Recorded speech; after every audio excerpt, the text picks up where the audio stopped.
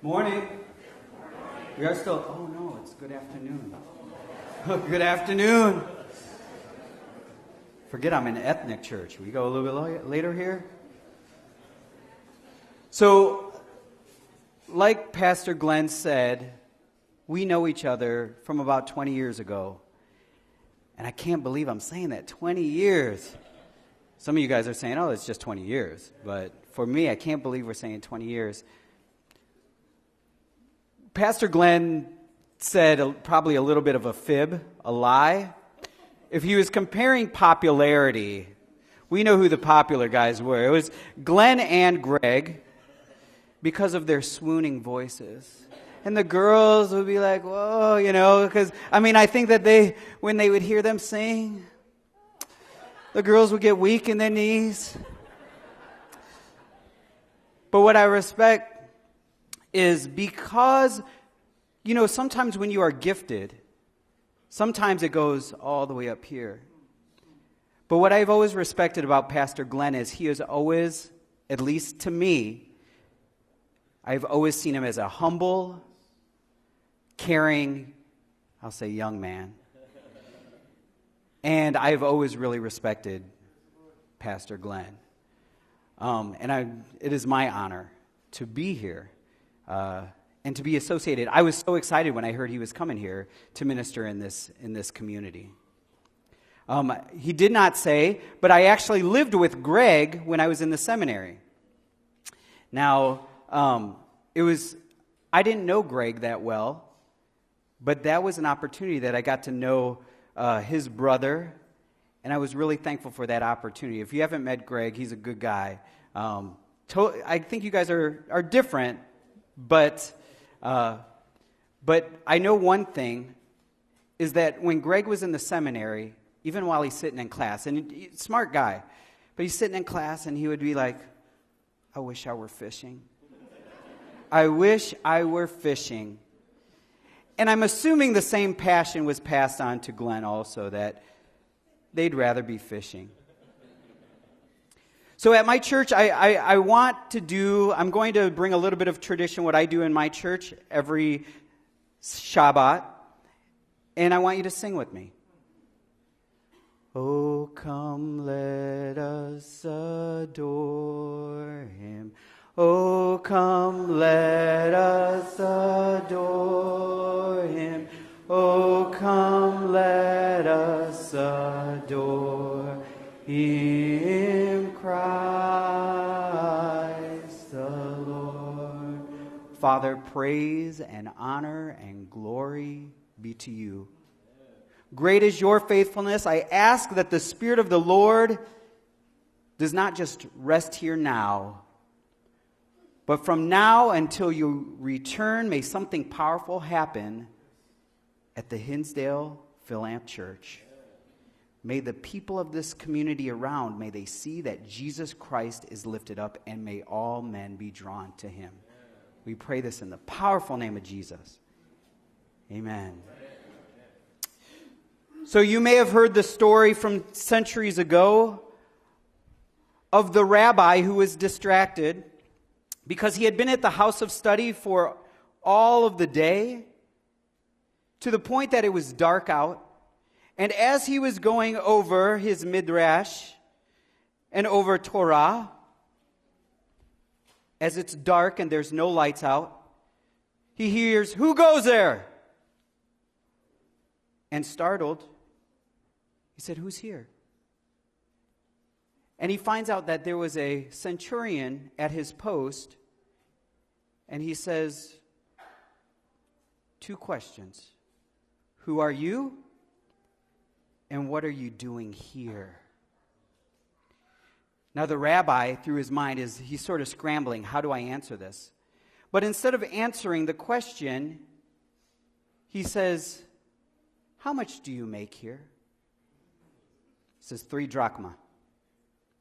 He said, I will pay you double if you stand in front of my house and ask me the same question every single day of my life.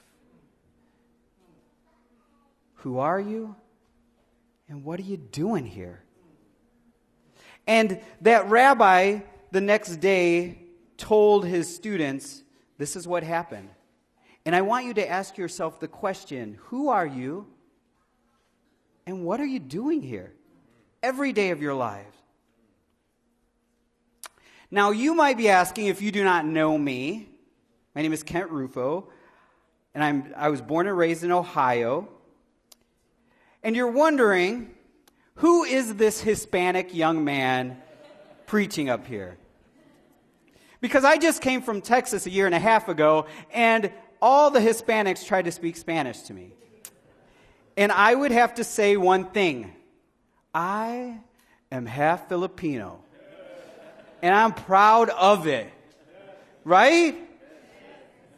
I am very proud of my heritage. I have always grown up, I think I sort of have that personality type that is proud of whatever I am a part of or whatever I join. I actually, BC, before Christ was in my life, I was in a fraternity in my old university, and I'm still proud of my brothers. There's some in Wheaton that I saw not too long ago. I'm still proud of the heritages that I have, the legacies that were passed on to me. In 2004, showing sort of my pride of being Filipino. By the way, when people ask me, what is your background? I say, I'm half Filipino. And they say, what's the other half? White. I would say, I'm half white too. Maybe with a little bit of this, I'm half white. I'm half Filipino and half white. And so in 2004, we went to go get my Lola and bring her back to America. She had lived here for several years, and you'll find that out in a little bit. But we brought her back because she had broken her femur right under her hip. And so they said, we're not going to do anything here. She'll live out her days in America. So as we're about to leave, we are in the airport. We pick her up, and we're wheelchairing her onto the plane. And we're at the airport, duty free. Everybody knows duty free if you've been, go duty free. So we go to the airport, and I said, I want a flag, a Filipino flag. And I asked them, can I have a Filipino? Can you show me where? And they show me to one maybe a little bit bigger than those little flags there. And I said, no, I want one more like that.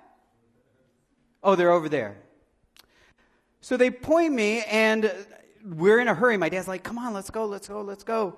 And so I just grab a bag with the flag, and I pay for it. I say, oh, that's pretty cheap. And I get it, and then finally when I get home, I unravel it, and I'm like, what am I going to do with this?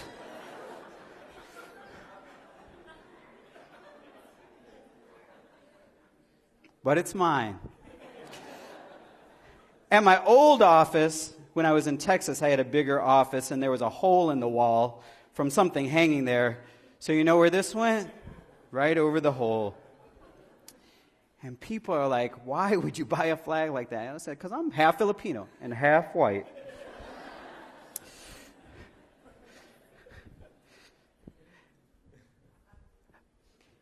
Like I said, I'm so proud of where I came from. But it might not have happened that way. Because if you know my history, and I'm going to be intentional on why I say this way. I am a mistake.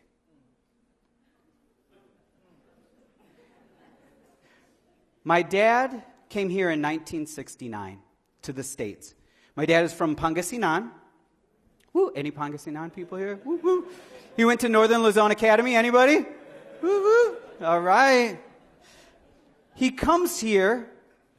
He's retired now, but he was a medical technologist. He came here through Clark Air Base. They had a program that out of all the med techs, the top 8 every year would come to the States.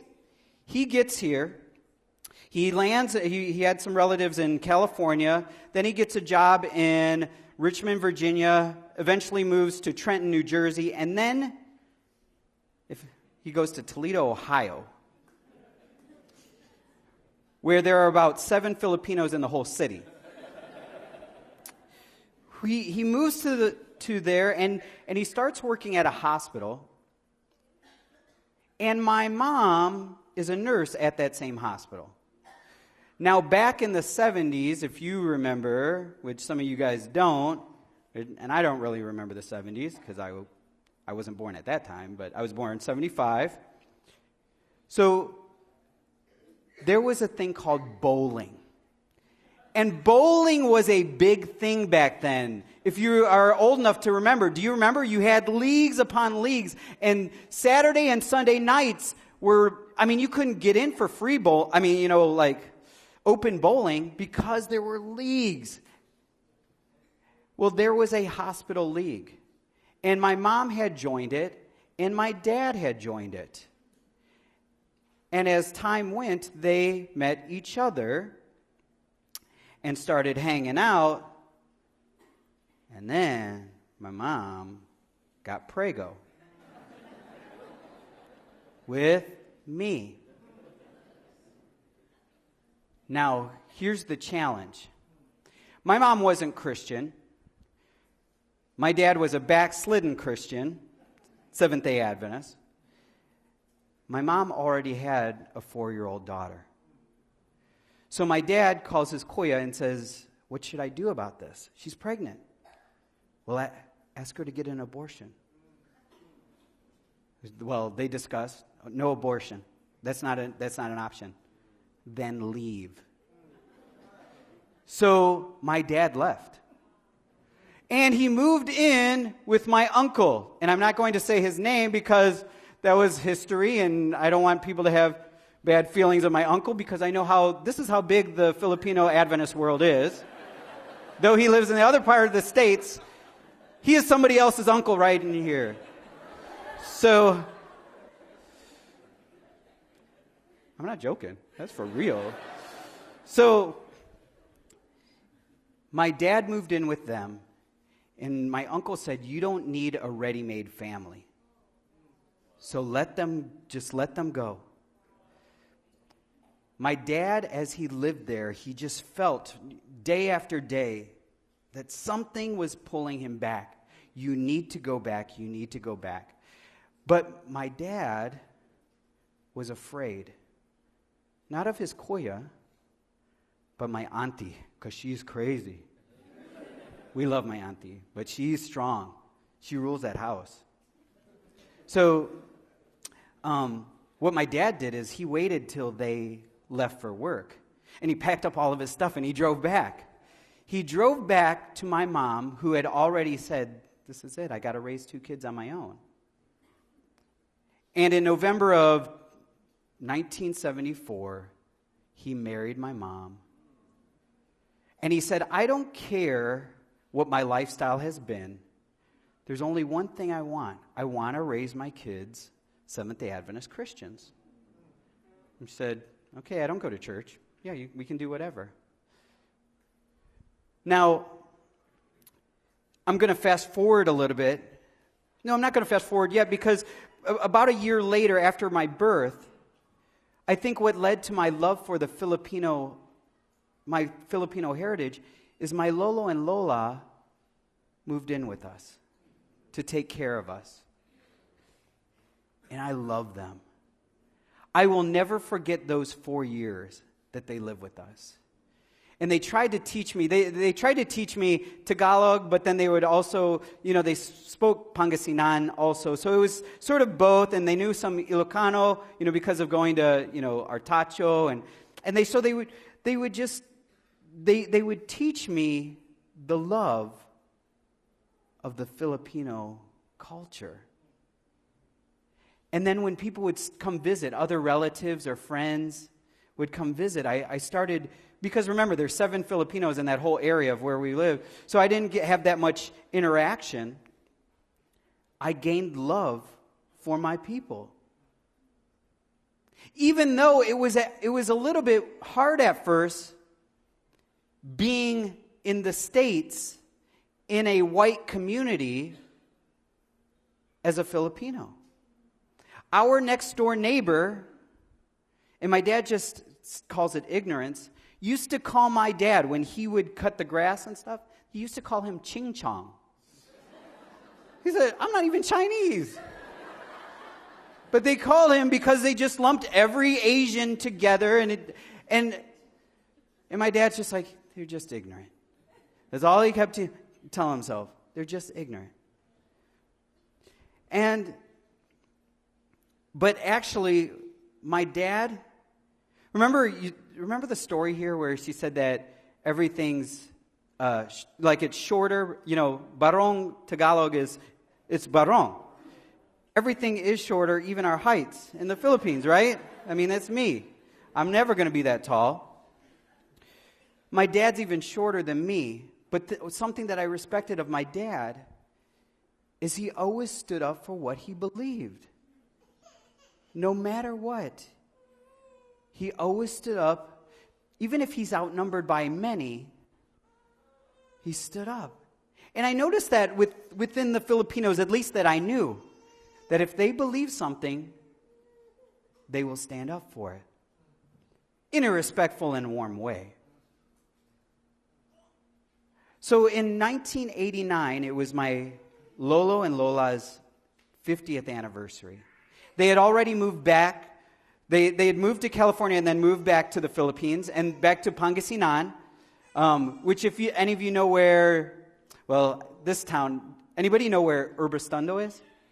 Okay, see, that's my dad's hometown, which is fairly near Dagupan and San Carlos and all. So he said, I'm going to go to their anniversary, but we only have enough money to take one. And because I was the closest, because they raised me until I was about 5, with my Lola and Lola, they said, we want to take you. And I was ecstatic.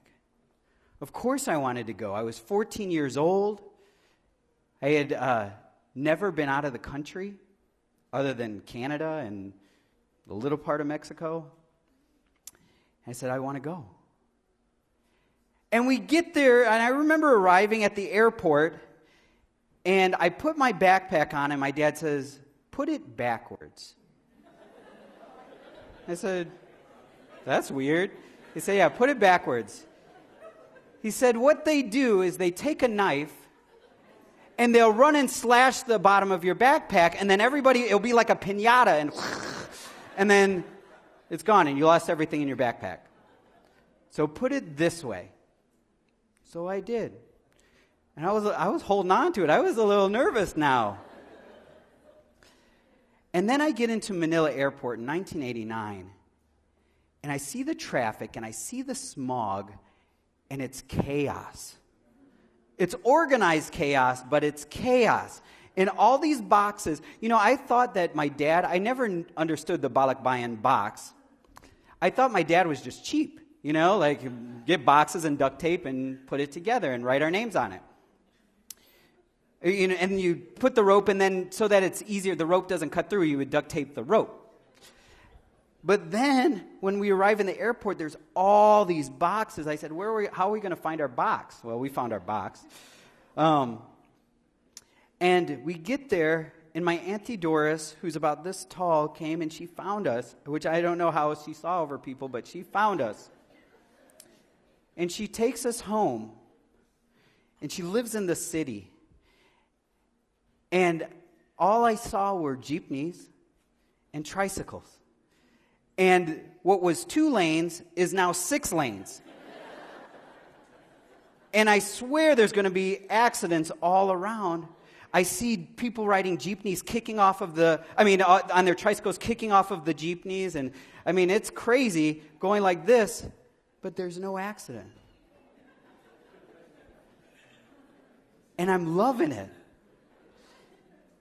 All night long, I can hardly sleep, probably because of the, jet lag. I can hardly sleep, but I can hear the tricycles all night. If you're in Manila, you know what I'm talking about. All night long, tricycles. The next day, we decide we're going to go to Pangasinan, and we get in the jeepney, and it takes about 4 hours, and we drive up there, and my dad shows, he tries to point out some things, and eventually I fall asleep. I wake up. He gets out his handkerchief and wipes my face, and it's black with dirt. It's like, and I was like, wow. I get there, and I had not seen my Lolo and Lola for about 8 years. And they had taught me already, manopo. And that's the first thing I do. And my Lolo gets choked up because I was really close to my Lolo. He gets choked up and he said, "I'm so glad you made it." And then I get to see my cousin. He's 4 years older than me. He came, and it was this family reunion that I thought would never happen in the Philippines. I thought I would never go back.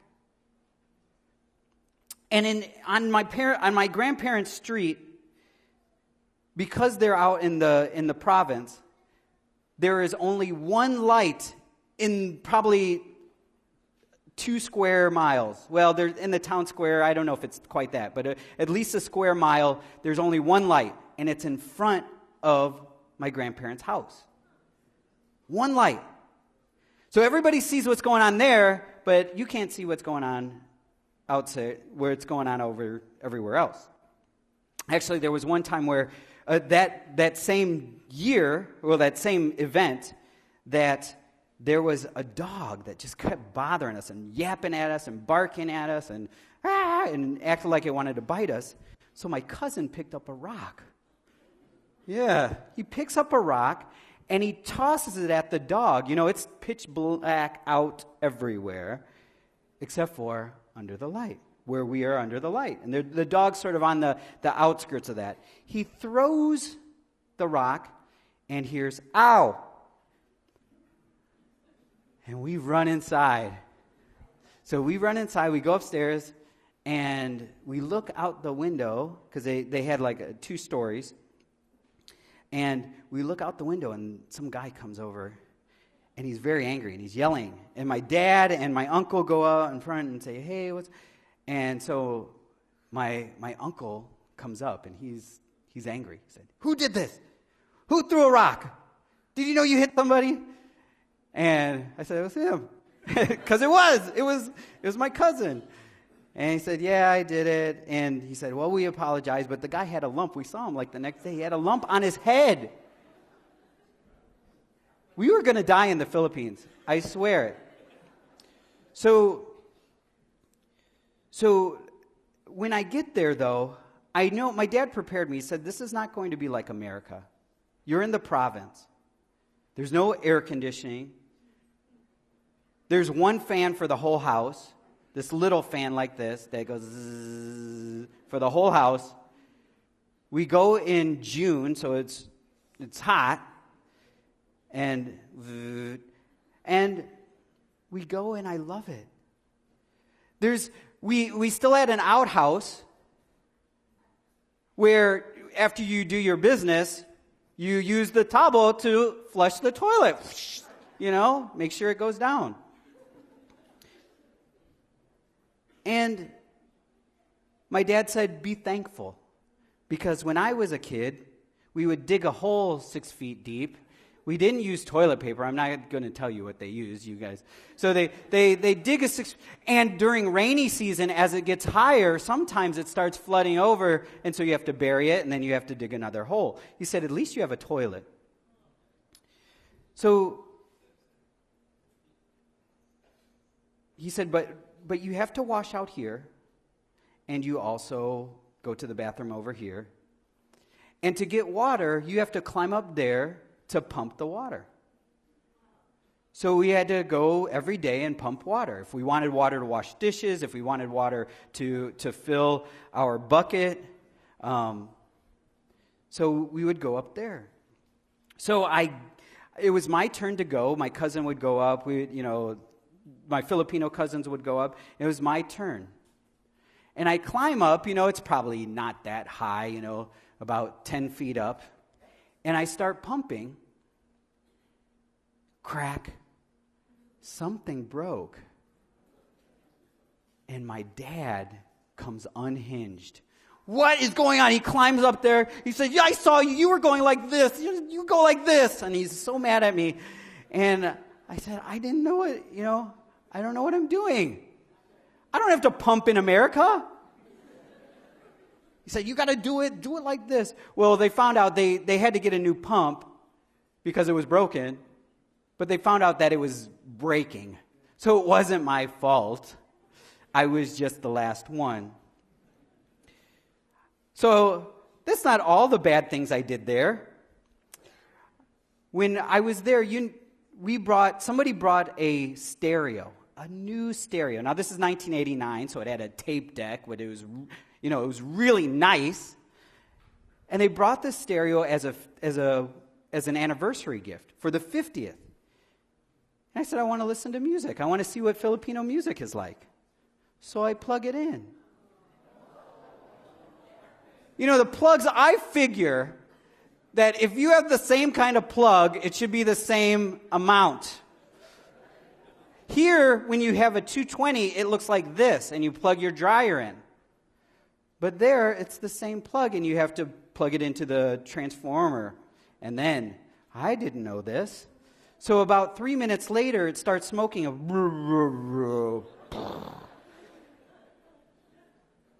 And they said, that cost like hundreds of dollars, that stereo. And I said, oh, man. They were ready to kick us out. Well, that's not the only thing I did bad. I almost killed my Lolo. Because, so my Lolo doesn't, the little like gecko lizards that run everywhere in the country? My Lolo hated them. Hated them more than people hate snakes. And they would crawl they would eat the bugs, they would crawl all over the house. And so one time, it was nighttime, and we had done worship, and we did monopo and everything at the end. And there was one and he saw it. I said, Lolo. And the ceilings are about this high, so I can reach and touch. And I put a piece of paper in my hand, and I went, I caught it! I caught it! And you could see he starts sweating a little bit. He said, you did? You did? I said, yeah, I caught it. And I dropped the paper in his lap. And he almost fell backward onto the floor because of the adrenaline that was going on in his heart. It was like, boo. He said, don't you ever do that to me again. And he was really mad. I hardly ever saw my Lolo mad. He was mad. That night, after we go to bed, and I don't know if he was fired up because of that event, my cousin and I could hear from upstairs. And at that time, they've changed it since then, but the floors were bamboo, and you could see through. You could see through, so, and some of them were sort of broken, but you could see what was going on, and you could hear the elevation of the conversation rising. And that people were heated, and my dad was at the center of it. My dad and my Lolo were upset about something. To the point where my dad said, well, I'm taking your favorite son, which is my uncle, and we're leaving now. Let's go. And my dad came up and he was going to start packing. Luckily, somebody settled him down and said, hey, it's time to bury this. Because my dad, and in Filipino culture, you respect your elders, had said, do I still have to bow down to you? Yeah, my Lolo didn't like that statement too much. But over those 2 weeks in the Philippines, I realized how much I love my people. And this is a heritage that I want to pass to my children. It's funny that my youngest son, who is now 6, says, I'm half Filipino. I say, well, you're actually a quarter. He said, no, I'm half. I'm more Filipino than Madison. He thinks he's more Filipino than his sister. He said, I'm more Filipino than... They're proud of who they are. I actually thought, now things have changed since then, I thought I will marry a Filipina. I was determined to marry a Filipina. And not from here. No Filipino American. Sorry, ladies. I was going to marry somebody from the motherland. And she was going to be my wife. said I'd marry a German whose grandfather fought in World War II as a Nazi. Luckily, by that time, her other two cousins had married full Filipinas. And so I was sort of the whitest of the Filipinos. And he's like, I love you.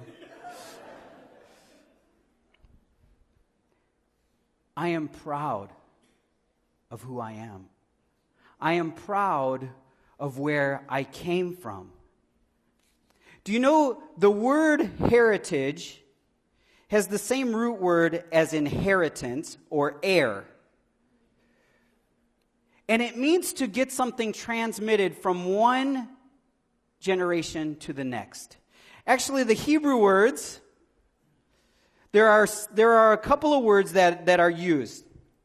One is nachala. Can you say nachala? Now, nachala comes from a word, nahal, which means brook or river. So you know that it travels and it comes from one destination to another, but water never has really a final destination. You understand that, right? It just keeps going and then there's this cycle. So you pass on and you pass on, but it's always water. The other one, or the other two, come from the same root word. Yarusha, can you say Yarusha? And Morasha, Morasha. Can you say Morasha? Now here's the difference. Yarusha is just something that's given to you. So it's an inheritance, but it's something that you expect. There's no work needed. I just get this. You die, I get that. Morasha is something that you must work for. It's something that does not come easily. Your heritage can be lost if you do not work for it. You know, the story of Hannah, if you have your swords here, in 1 Samuel chapter 1, verse 24, 1 Samuel chapter 1, if you have it digitally, it's okay. 1 Samuel chapter 1. And most of you know the story of Samuel and how he was prayed for because his mom, Hannah, could not have a child.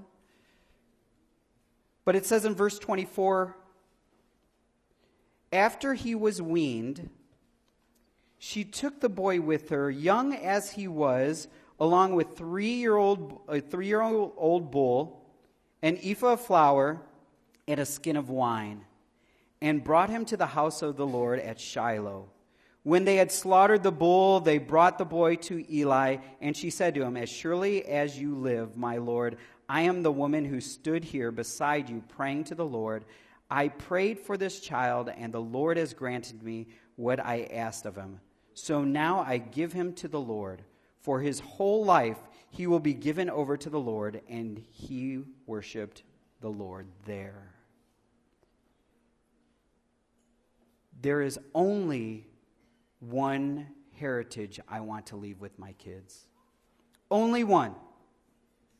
I do not care how much money they make as they grow up. And I tell them this regularly. Even Jaden, who's 6 and probably doesn't quite understand this. I say, I don't care what job you get. Because growing up for a while, especially while my dad was backslidden, my dad really wanted me to go into medicine. Medicine is, or some kind of reputable job, something that, is fairly lucrative that would be able to provide, probably because he wanted to be a doctor also. And he said, this is very important for you. Well, this is, as you notice, I haven't become a doctor. I'm not like Eric over here. I'm not a physician. I think he's still proud of me. But I say, I don't care anything except for one thing. That when Jesus comes, you are there. That is the only thing I care about. Only. That's it. I don't care what kind of car you drive. I don't care what kind of house you have. I don't care what kind of job you have. If you are not there, then it was in vain. And I am dead serious. My question to the Hinsdale Fil-Am church is the same one that was asked to that rabbi. Who are you and what are you doing here? If it is not to leave that one legacy, that one love for the heritage for Jesus Christ, then all of this is pomp and circumstance. Because I know not all of your kids are at that point in their life where they love Jesus. Because I wasn't at that point until I was about 21 years old. But as you can see, the Lord was still working and still working. Make this heritage great. And I sort of want to end with the verse that we read before. So music people, if you guys want to start coming up. The verse, the memory verse or the scripture verse was this. And I'm going to read one verse before. It says, "Hear, O Israel, Shema. Hear, O Israel, the Lord our God, the Lord is one. Love the Lord your God with all your heart and with all your soul and with all your strength. These commandments that I give you today are upon your hearts. Impress them to your children. Continually bring them before your children. Talk about them when you sit at home and when you walk along the road and when you lie down and when you get up. Basically, every time you have a breath, express Jesus to your following generations. Tie them as symbols on your hands and bind them to your foreheads. Write them on your door frames of your houses and on your gates. May they be surrounding your family forever." So this legacy that was to be passed on from generation to generation is the one I call you to. We as Filipino Americans and beyond, adopted Filipino Americans, this is the one heritage I want you to have. Christ and Christ alone. Now from Aaron, from the Lord to Moses to Aaron, this has been said for millennia. And I want to bless you with Aaron's blessing at this point, because this is the passing on of the heritage. And it goes like this. Yevareka Adonai vayishmareka, Ya'er Adonai panav alecha vichuneka. Yisa Adonai panav alecha, vayasem lacha shalom. The Lord bless you and keep you. The Lord make his face to shine upon you and be gracious to you. The Lord lift up his countenance toward you and give you shalom. Amen.